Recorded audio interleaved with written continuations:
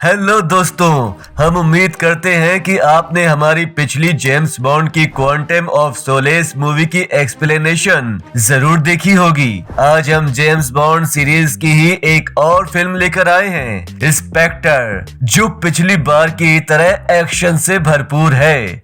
तो बिना देरी किए शुरू करते हैं। दोस्तों, हम देखते हैं कि बॉन्ड हमेशा की तरह मेक्सिको में एक मिशन के लिए आया हुआ है और उसका मिशन है मार्को सियारा को जान से मारने का।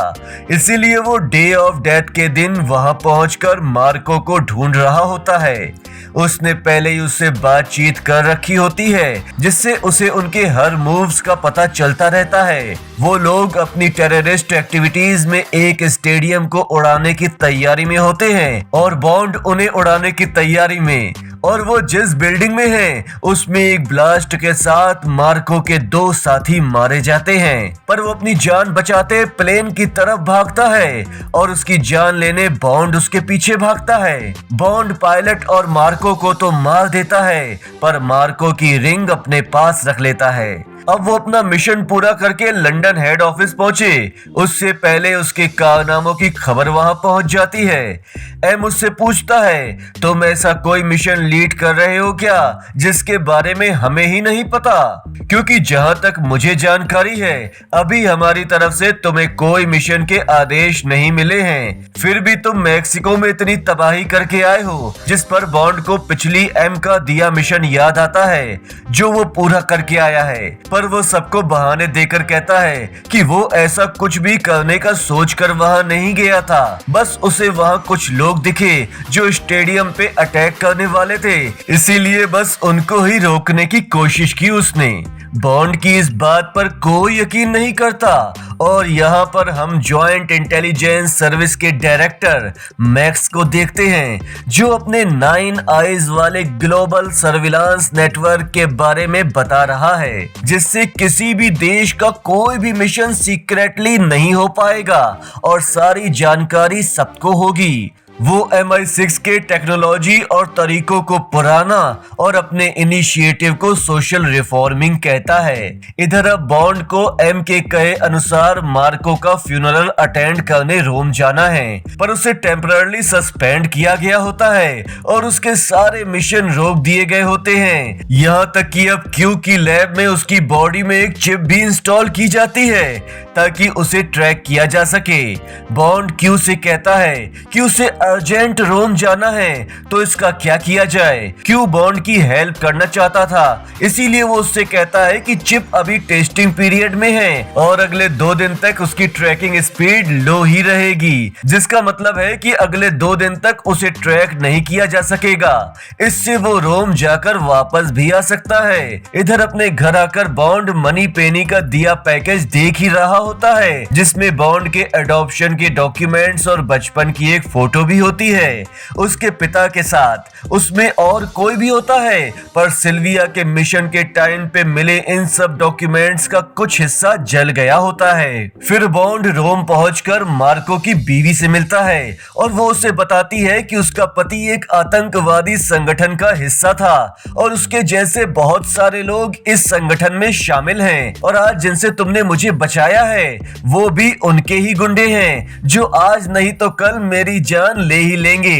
ल्यूसिया की ये बात सुनकर बॉन्ड फेलिक्स को उसकी सिक्योरिटी देकर उस ऑर्गेनाइजेशन की मीटिंग में पहुंच जाता है, जिसके बारे में उसे ल्यूसिया ने बताया था। वो रिंग उस मीटिंग के लिए उसका एक एंट्री पास होती है जो मार्कोस से मिली थी। बॉन्ड वहां पर सभी लोगों की बातें ध्यान से सुन रहा होता है, जिसमें उसे पता चलता है कि मैक्स की 9 आईज ग्लोबल सर्विलांस आइडिया के पीछे असल में ये लोग हैं, जो उससे मिलने वाली सारी जानकारी को अपने तरीके से मैनिपुलेट करेंगे। मैक्स तो बस उनका एक रिप्रेजेंटेटिव है, जो इस विचार को हर देश और सुरक्षा परिषद में लागू करने का काम करेगा।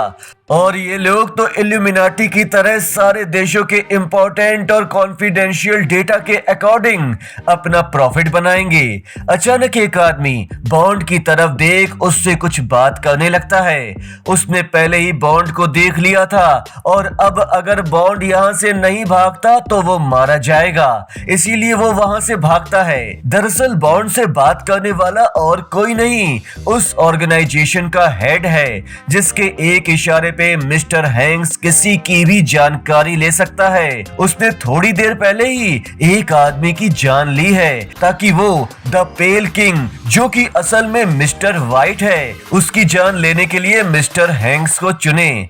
और अब वो बॉन्ड के पीछे पड़ा है जहां से बॉन्ड उसे मार कर निकल जाता है। उसके बाद वो द पेल किंग यानी कि मिस्टर वाइट को ढूंढते ढूंढते ऑस्ट्रिया पहुंचता है ताकि उसे नाइन आइज ऑर्गेनाइजेशन के बारे में और जानकारी मिल सके। बॉन्ड को मिस्टर वाइट जानकारी देने के साथ साथ अपनी बेटी की सुरक्षा की भी जिम्मेदारी दे देता है, क्योंकि वो अब मरने वाला है और उसके पीछे उसकी बेटी की जान को भी खतरा है। बॉन्ड को जानकारी देने के बाद मिस्टर वाइट आत्महत्या कर लेता है और इधर हम देखते हैं कि नाइन आइज ऑर्गेनाइजेशन को कानूनी तौर पर सारी कंट्रीज के द्वारा अपनाने के लिए मैक्स एक मीटिंग कर रहा होता है जिसमें जाने माने देश शामिल थे और सब मैक्स की बात से सहमत थे, सिवाय दक्षिण अफ्रीका के, जो नहीं चाहता था कि सारी जानकारी सबसे शेयर हो और किसी एक ऑर्गेनाइजेशन के हाथ हो, क्योंकि इससे किसी देश की प्राइवेट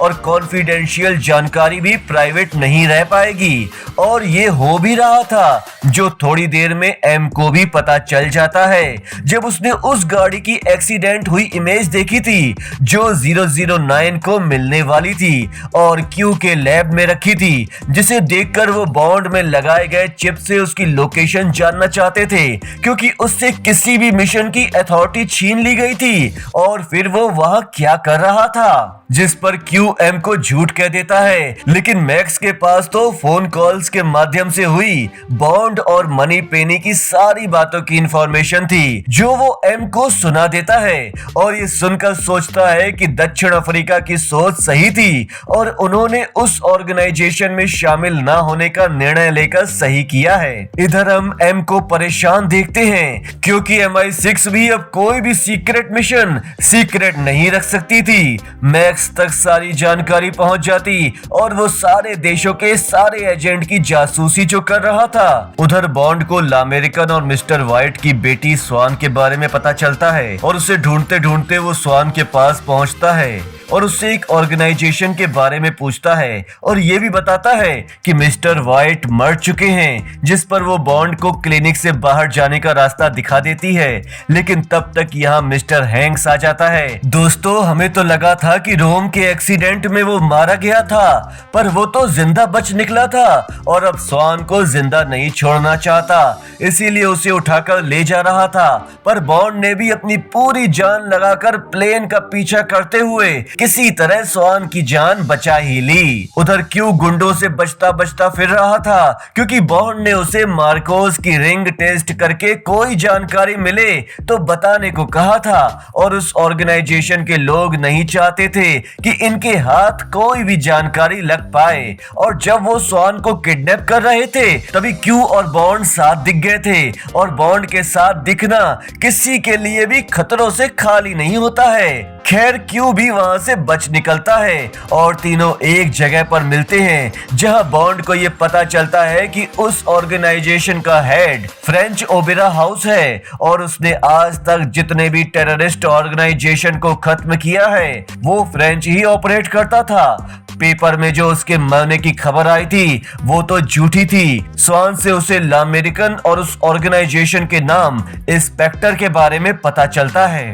वो लामेरिकन पहुंचकर उसके सीक्रेट रूम को ढूंढ निकालते हैं। मिस्टर वाइट यहाँ अक्सर आता था और उसने उस ऑर्गेनाइजेशन से रिलेटेड यहाँ कुछ जानकारी छुपाई होती है। वहाँ उन्हें एक सीक्रेट कम्युनिकेशन टूल्स और एक मैप पे मार्क की हुई लोकेशन मिलती है जो फ्रेंच का एड्रेस थी। इसीलिए स्वान और बॉन्ड बॉन्ड्स वहां के लिए निकल जाते हैं। इधर नाइन आइज ऑर्गेनाइजेशन ने साउथ अफ्रीका को किसी तरह डराकर उनका वोट लेकर सारे मेंबर्स के फुल सपोर्ट से उस ऑर्गेनाइजेशन को लीगल करवाने के लिए केप टाउन पे टेररिस्ट अटैक करवा दिया था। पिछली बार तो साउथ अफ्रीका के एक वोट न मिलने की वजह से उनके ऑर्गेनाइजेशन का प्लान रुका हुआ था और इस बार वो सारे वोट्स अपने फेवर में चाहते थे। बॉन्ड या स्वान उसके रास्ते फिर से मिस्टर हैंक से टकराते हैं जो उनकी जान लेने आया था, पर एक बार फिर बॉन्ड यूज ट्रेन से बाहर फेंक कर अपनी और स्वान की जान बचाने में कामयाब हो जाता है। और अब वो उस जगह पहुंचकर फ्रेंड से मिलते हैं तो बॉन्ड को पूरी बात पता चलती है कि उसके पोस्टर फादर ने बॉन्ड को अडॉप्ट किया था,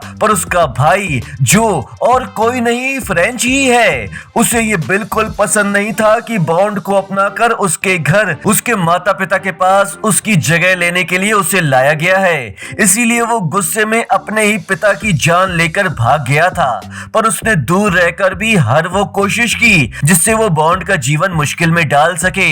वो बॉन्ड को एक कुर्सी से बांधकर उसके दिमाग के साथ छेड़छाड़ करके उसे टॉर्चर करने लगता है और उसे ये भी बताता है कि अब एम भी अपनी पोजीशन खो चुका है और नाइन आइज कुछ ही दिनों में ग्लोबल लेवल पर काम करेगी। जब फ्रेंच की नजर बॉन्ड पर नहीं होती तो वो स्वान को अपने पास बुलाकर अपनी घड़ी दे देता है जिसे वो फ्रेंच के पास फेंकती है और हर जगह ब्लास्ट होने लगता है। वो लोग वहां से निकलकर एम और क्यू से कांटेक्ट करते हैं। एम को अब पता चल चुका था कि फ्रेंच क्या काम कर रहा था और नाइन आइज ऑर्गेनाइजेशन देश और दुनिया के साथ क्या करने वाली है। इसीलिए वो बॉन्ड के साथ मिलकर अब उसे पूरी तरह रोकने के लिए तमाम अड़चनों के बाद भी किसी तरह क्यू के साथ मिलकर मैक्स के ऑफिस में पहुंच जाता है और नाइन आइज ऑर्गेनाइजेशन के सारे सिस्टम को शट डाउन कर देता है। क्यू उसे पूरी तरह से डीएक्टिवेट करने की कोशिश में लगा होता है, पर तब तक मैक्स आकर एम की जान लेने की कोशिश करता है और दोनों में लड़ाई होने लगती है। इधर बॉन्ड अपने किडनैपर से बचकर उस जगह पहुंचता है जहां स्वान को भी किडनैप करके लाया गया है। उन्हें किडनैप करने वाला और कोई नहीं फ्रेंच ही था जो उस हमले में जिंदा निकल आया था, पर उसके चेहरे पे चोटों के निशान थे। उसने पूरी बिल्डिंग में बम लगा दिया होता है और खुद प्लेन लेकर बिल्डिंग से निकल जाता है। बॉन्ड भी जैसे तैसे स्वान को बचाकर उस बिल्डिंग से बाहर निकालता है और फ्रेंच का पीछा करता है। उधर बिल्डिंग उड़ जाती है और इधर मैक्स एम से लड़ते लड़ते अपने ऑफिस की बालकनी से गिरकर मर जाता है। बॉन्ड फ्रेंच का पीछा करता है, उसके प्लेन पे मल्टीपल फायरिंग करता है जिससे प्लेन मिसबैलेंस होकर क्रैश हो जाता है और फ्रेंच हेलीकॉप्टर से बाहर गिरा होता है। वो वहां से फिर से भाग पाता इससे पहले वहां एम और बॉन्ड आ जाते हैं और एम देश के लिए उसके गलत इरादे और टेररिस्ट एक्टिविटीज के बिना पर उसे गिरफ्तार कर लेता है। और दोस्तों ये कहानी यहीं पर खत्म हो जाती है। आपको ये सीरीज कैसी लगी हमें कमेंट करके जरूर बताएं और ऐसे ही इंटरेस्टिंग स्टोरीज के लिए हमारे चैनल को सब्सक्राइब करें और बेल आइकन को जरूर दबाएं। धन्यवाद।